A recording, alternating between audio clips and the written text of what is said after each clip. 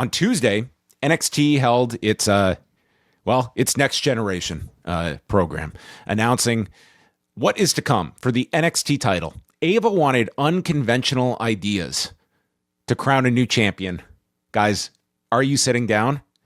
It's going to be a 6-way ladder match where the title is going to be held above the ring with qualifying matches to get in. Blown away. I'm assuming the suggestions she received were probably pretty bad because from wrestling fans, no. Yeah, because to just go back to this default, maybe this was just a tried and true. Forget I said anything. Let's just do what we always do. Well, after announcing that Ricky Starks was not going to be handed the title later in the show, it was announced by Ricky Starks he is bypassing the qualifying matches and he's just getting put into the ladder match. So there you go. That's one that is qualified. Next week's qualifiers will include Josh Briggs against Shiloh Hill and Sean Legacy against Eli Knight. Yeah. Mm-hmm. So something tells me if he wanted a direct line to the championship, this is where Kenny Omega should have been targeting, okay? Because this seems like a much easier pathway. I mean, for an Eli Knight to be 2 steps away from the championship after being signed yesterday, I think, why go through Josh Alexander and Swerve and Hangman when you could just be, Sean Legacy here or the Toothless Wonder? Well, I mean, when you look at the current field of NXT challengers for the championship, I don't know if there are too many other names that you would consider bigger stars at the moment than even Eli Knight. Yeah. What I mean, these are only 4 of the, I'm assuming like 11, 10 people that are going to be involved in all of this, right? Yes. So can you name more qualified men than Sean Legacy or Eli? Well, Eli maybe the guy that is the most qualified to be the quarterback at this point. They explained Ethan Page cannot be in this match because then you'd be holding 2 titles. As this man was literally holding 2 belts in this segment with Ava, but I guess cross promotional, he can have different. He can have different titles. Okay, so they don't want a Yota Tsuji situation here with Ethan Page. That would just be too much. Of course, we could pick the shit out of all of this, right? But ultimately, what it all is just a way to spotlight some of your new talent that's coming in. And I think it's a great way to give the spotlight to somebody like an Eli Knight that none of us would have been talking about, other than for his very similar name to LA Knight and Eli Drake. But it's, this is something that I think, by design, NXT is really fantastic at. AEW might once in a blue moon feature somebody new, like a Jake Doyle, for instance. And I think they did a pretty good job of featuring him tonight. But otherwise, somebody on an Eli Knight level would have probably been spending years in ROH before getting this sort of spotlight on television. So to have this sort of feature for somebody like that immediately, I think it's really great. Is it a mistake to just go with a Ricky Saints, for instance, someone that is already over? He's arguably your most over guy at your disposal, or do you think you do have an opportunity to do something more out of left field with whoever you put this title on and try to make somebody new coming out of this? I think Saints should be a really strong option to me. He's probably the best option unless you're maybe considering a Tony D'Angelo or something like that, but I almost think it's probably too soon for that character. D'Angelo is being built up like their version of Sting. Yeah. Here is the man that has just stood back as NXT has transformed, and now he's not a babyface, he's not a heel, and that feels like what Tony D'Angelo's character is now. He's the Punisher. Yeah, I guess so. I mean, the big moment will be whenever he actually starts talking and I guess revealing what exactly is behind this current new character. But as far as accent, it's gone. Oh, that if he was going to drop it, now would be the time, I suppose. Maybe he left it in the river or something. But I think Saints is a perfect champion who's a veteran, obviously somebody who you can rely on to cut great promos, and I think does have that star presence to lead a division.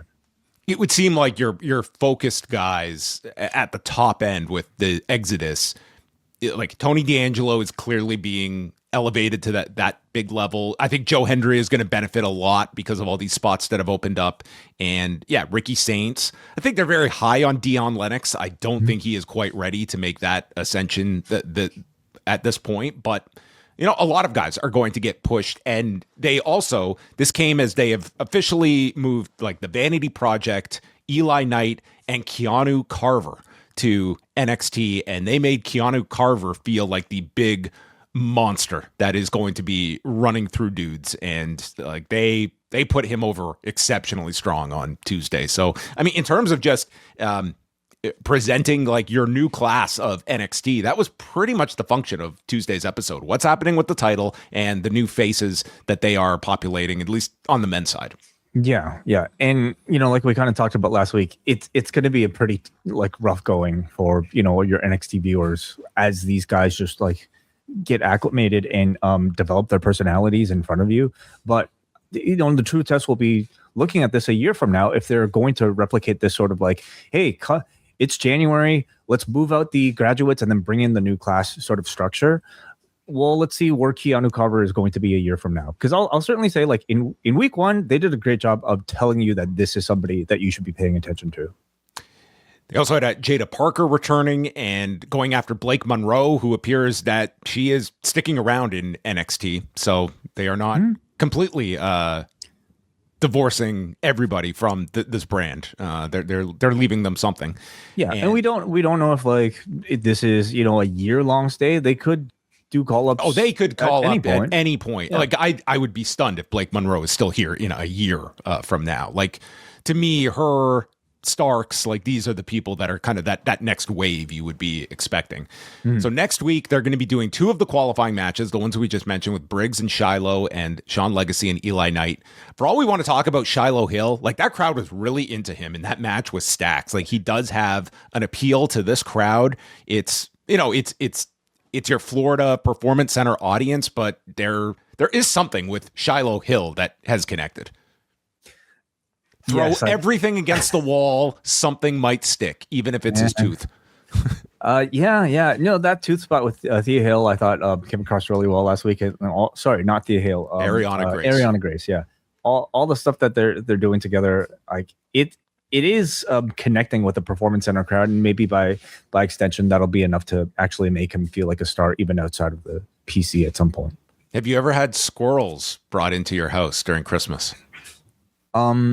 I don't think my life crosses over in even like 0.001% with Shiloh Hills at all. I don't think so. No. Yeah. So in addition to those qualifying matches next week, Ethan Page takes on Elio LaFleur, who's I would part like that it tells you again, like, Ethan Page is just their go-to for, if it's going to work lucha style, if it's here with a big flyer to get him over in his debut. Like, Ethan Page, I think he's like the most valuable guy on the show, to be quite honest. Yep. And then they will also have a number 1 contenders match for the TNA knockout titles with Zarya and Sol Ruca against Fatal Influence against Kendall Gray and Ren Sinclair. That was set up. So that's happening next Tuesday. I thought Izzy Dame sounded pretty good too in her big promo as a North American They gave her a champion. long time to speak. She got like 5 minutes uninterrupted before Tatum Paxley came out.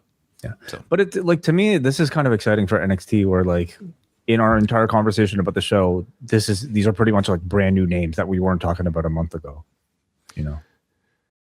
Throughout the month of January, you have the chance to lock in your subscription at the Post Wrestling Cafe for all of 2026 before the price increase takes effect February the 1st. Simply sign up before February 1st and you will lock in that price all year long. If that's not enough, this month we have the annual Best and Worst of show as we get together with the Poison Rana crew to look back at 2025. We're also doing live watch-alongs of the Royal Rumbles from 1990 and 1995 with Brandon from New Jersey, a retrospective on the Tanahashi-Okada rivalry, plus reaction to Wrestle Kingdom 20, a review of TNA's debut on AMC, and much more, including TNA Genesis, UFC 324. It's all found at postwrestlingcafe.com.